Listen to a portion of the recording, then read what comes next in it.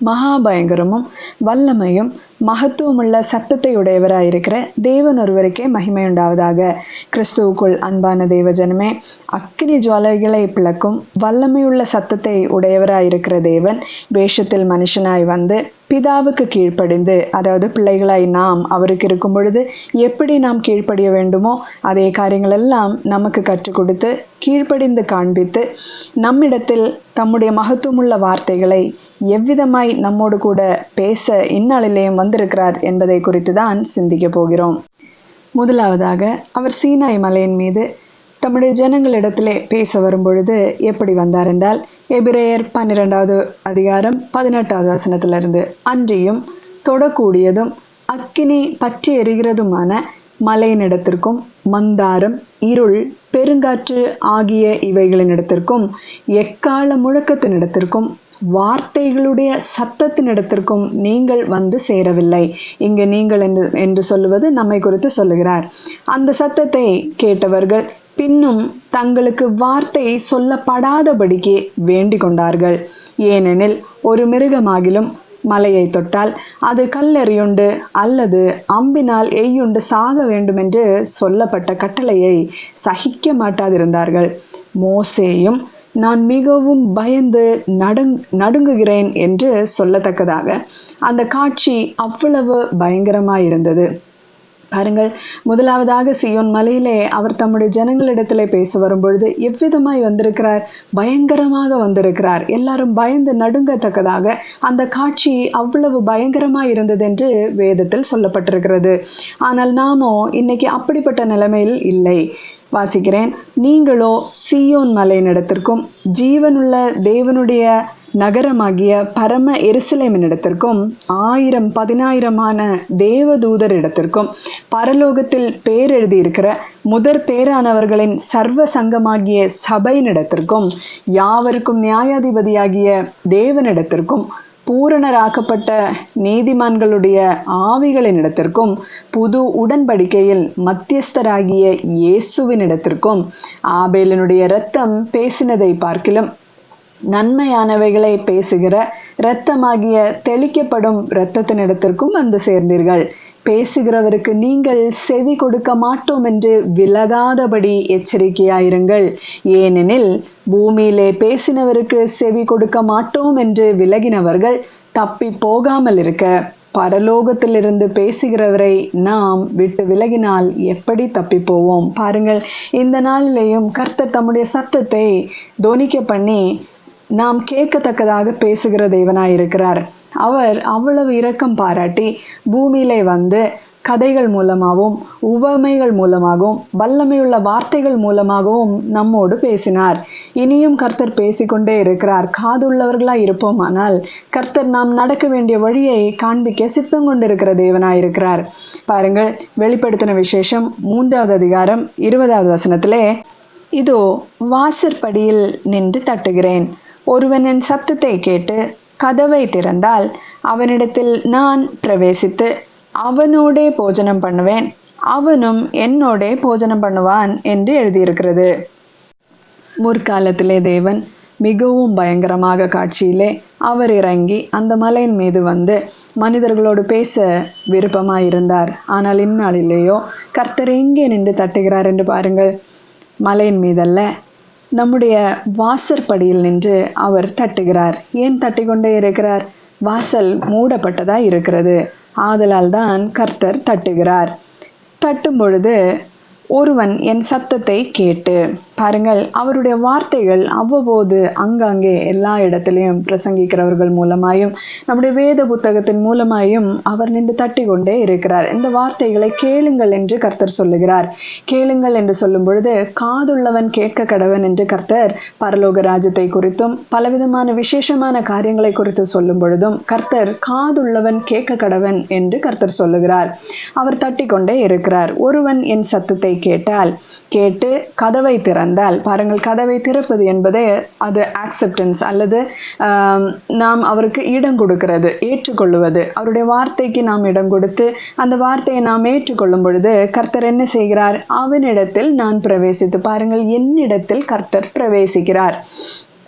கர்த்தர் எனக்குள் பிரவேசிக்க வேண்டுமானால் கர்த்தருக்கு நான் அந்த இடத்தை நன்றாக கிளீன் பண்ணி, அதாவது வேண்டாத யாதொரு காரியமோ வேற ஆளுமையோ எனக்குள்ள இராதபடிக்கு கர்த்தரே என்னை ஆளுமை செய்யத்தக்கதாக அந்த இடத்தை நான் சுத்தப்படுத்தி அவருக்கு நான் கொடுக்க வேண்டியது மிகவும் அவசியமான ஒரு காரியம்.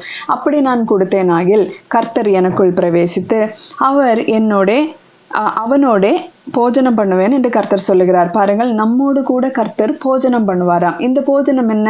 தேவனுடைய சித்தத்தின்படி செய்வதுதான் மெய்யான போஜனம் என்று கர்த்தர் சொல்லுகிறார். அப்படி என்றால் அவருடைய சித்தங்களை குறித்து அவர் நாம் என்ன செய்ய வேண்டும் என்று அவர் சித்தமாயிருக்கிறாரோ அந்த காரியங்களை குறித்து கர்த்தர் நமக்கு சொல்லுவார்.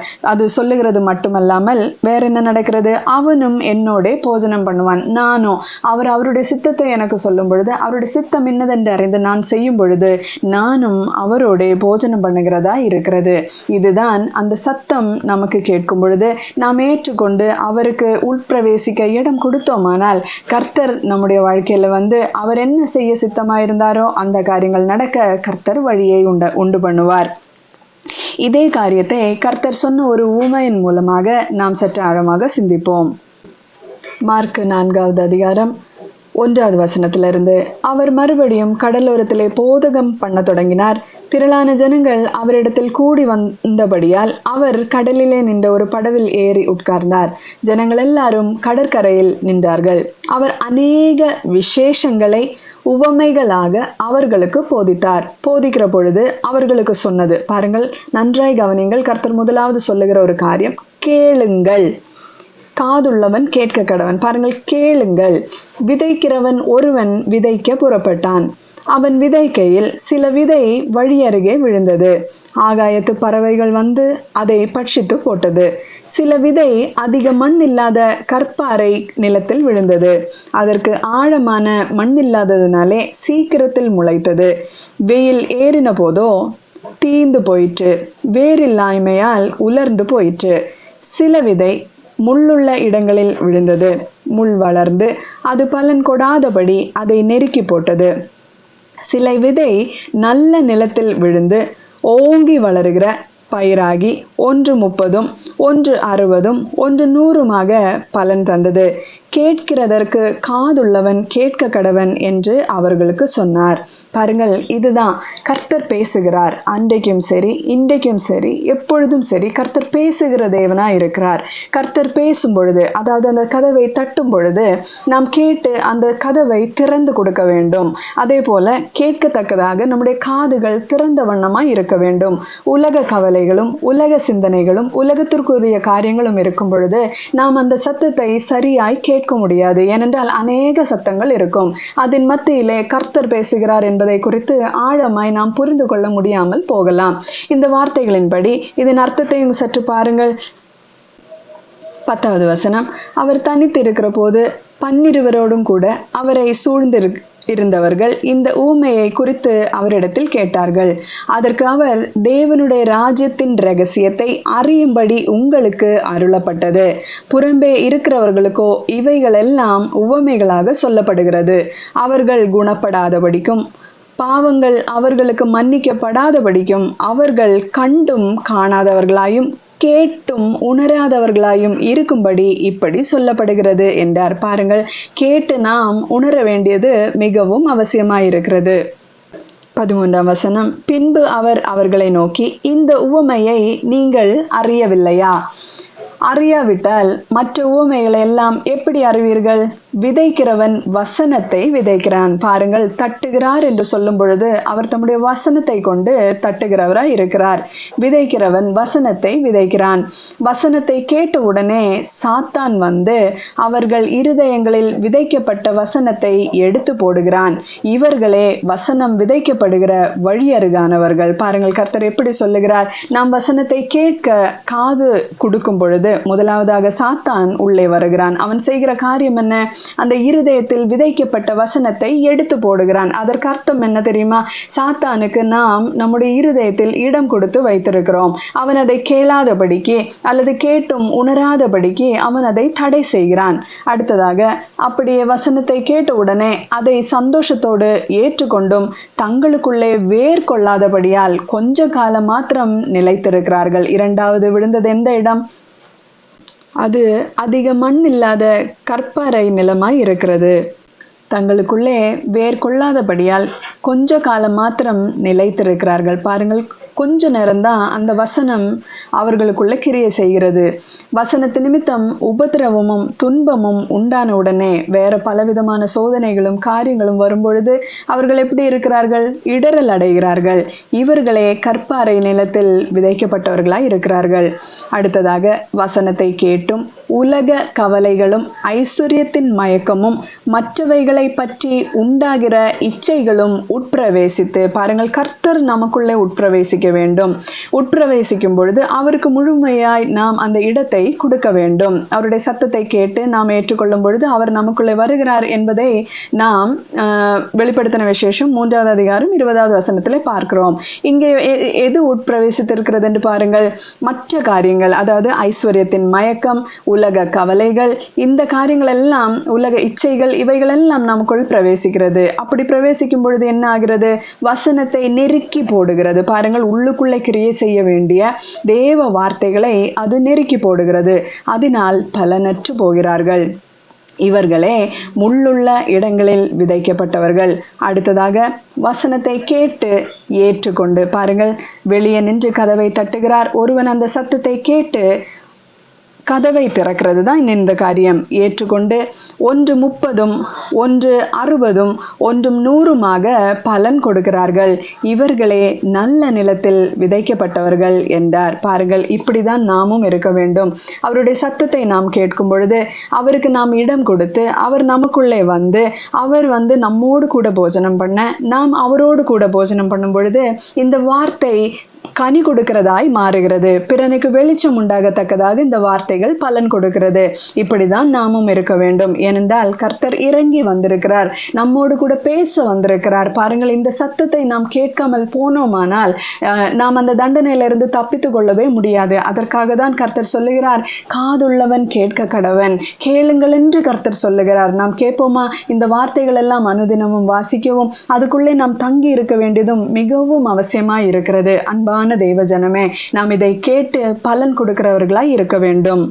யோவான் 10வது அதிகாரம் 27வது வசனத்திலே, என் ஆடுகள் என் சத்தத்திற்கு செவி கொடுக்கிறது, நான் அவைகளை அறிந்திருக்கிறேன், அவைகள் எனக்கு பின் செல்லுகிறது. பாருங்கள், தேவனுடைய சத்தத்திற்கு செவி கொடுக்கிறது யாரு? அவருடைய ஆடுகளாயிருந்தால் நாம் அவருடைய சத்தத்திற்கு செவி கொடுப்போம். நாம் அவரை பின்பற்றுகிறவர்களாயும் மாறிவிடுவோம். அவர் என்ன சொல்லுகிறாரோ அது அப்படியே செய்கிறவர்களாய் மாறிவிடுவோம். யோவான் 5வது அதிகாரம் 24வது வசனத்திலே, என் வசனத்தை கேட்டு என்னை அனுப்பினவரை விசுவாசிக்கிறவனுக்கு நித்திய ஜீவன் உண்டு, அவன் ஆக்கினை தீர்ப்புக்கு உட்படாமல் மரணத்தை விட்டு நீங்கி. பாருங்கள், அவருடைய வசனத்தை கேட்கிறவர்கள் மரணத்தை விட்டு நீங்குகிறவர்களாய் இருக்கிறார்கள். ஜீவனுக்கு உட்பட்டிருக்கிறான் என்று மெய்யாகவே மெய்யாகவே உங்களுக்கு சொல்லுகிறேன். என்னை அனுப்பினவரை விசுவாசிக்கிறவனுக்கு நித்திய ஜீவன் உண்டு. அவரை அனுப்பினவரை நாம் விசுவாசிக்க வேண்டியது மிகவும் முக்கியமான அவசியமான ஒரு காரியமாக இருக்கிறது.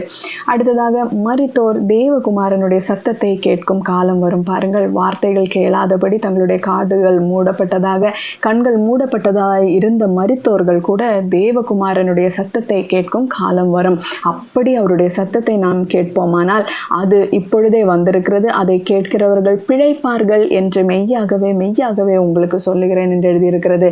அப்படி என்றால் அவருடைய வார்த்தையை, அவருடைய சத்தத்தை கேட்கிறவர்கள் பிழைப்பார்கள் என்றும் சொல்லியிருக்கிறது. அடுத்ததாக நாம் பார்க்கும் பொழுது 28வது வசனத்துல, இதை குறித்து நீங்கள் ஆச்சரியப்பட வேண்டாம், ஏனென்றால் பிரேத குழிகளில் உள்ள அனைவரும் அவருடைய சத்தத்தை கேட்கும் காலம் வரும். பாருங்கள், பிரேத குழியில இருக்கிறவர்கள் கூட அந்த சத்தத்தை கேட்பார்களாம். அப்பொழுது நன்மை செய்தவர்கள் ஜீவனை அடையும்படி எழுந்திருக்கிறவர்களாகவும், தீமை செய்கிறவர்கள் ஆக்கினை அடையும்படி எழுந்திருக்கிறவர்களாகவும் புறப்படுவார்கள். பாருங்கள், இந்த சத்தம் நம்முடைய வாழ்க்கையில மிகவும் கேட்க வேண்டிய ஒரு காரியம்.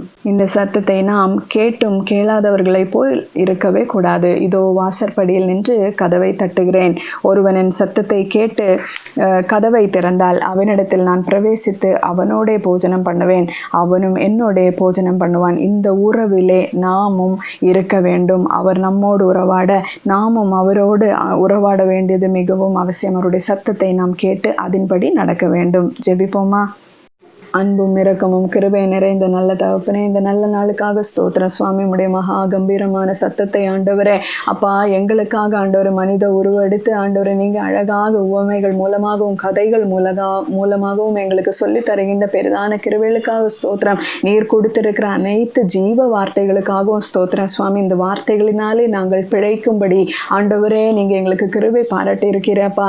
அதற்காக உமக்கு நன்றிகளை ஏறெடுக்கிறோம். காலம் கடைசி காலமா இருக்கிறபடினாலே இந்த சுவிசேஷ வார்த்தைகளை அநேகருக்கு நாங்கள் சொல்லத்தக்கதாக நீங்க எங்களை உலகத்துக்கு வெளிச்சமாய் பயன்படுத்துவீராக, பூமிக்கு உப்பாய் பயன்படுத்துவீராக ஆண்டவரே. அப்பா அந்த வார்த்தைகள் கேட்கிற அனைவரும் பிழைக்கத்தக்கதாக கர்த்தர் கிருபை பாராட்டுவீராக. நாங்கள் எல்லாம் ஆண்டவரே உம்மோடு கூட சந்தோஷமாக கடைசி பரியந்தமும் ஆண்டவரே இங்கேயும் வாழ்ந்து ஆண்டவரே அங்கேயும் ஆண்டவரே உம்மோடு கூட நிரந்தரமாக காலம் காலமாக நாங்கள் வாழ எங்களுக்கு நித்திய ஜீவனை இந்த வார்த்தைகள் மூலமாய் தரப்போகின்ற கிருபைகளுக்காக ஸ்தோத்திரப்பா. நாங்கள் உண்மை பின்பற்றுகிறவர்களாக உண்மை ஏற்றுக்கொள்கிறவர்களாக இருக்கத்தக்கதான கிருபைகளை தாரும். ஜெபத்தை ஏற்றுக்கொள்ளும் மேய்ப்பரும் இரட்சகருமாகிய இயேசு கிறிஸ்துவ நாமத்திலே ஜெபத்தை கேளும் எங்கள் ஜீவனுள்ள அன்பின் பரலோக பிதாவே. ஆமென். அல்லேலூயா.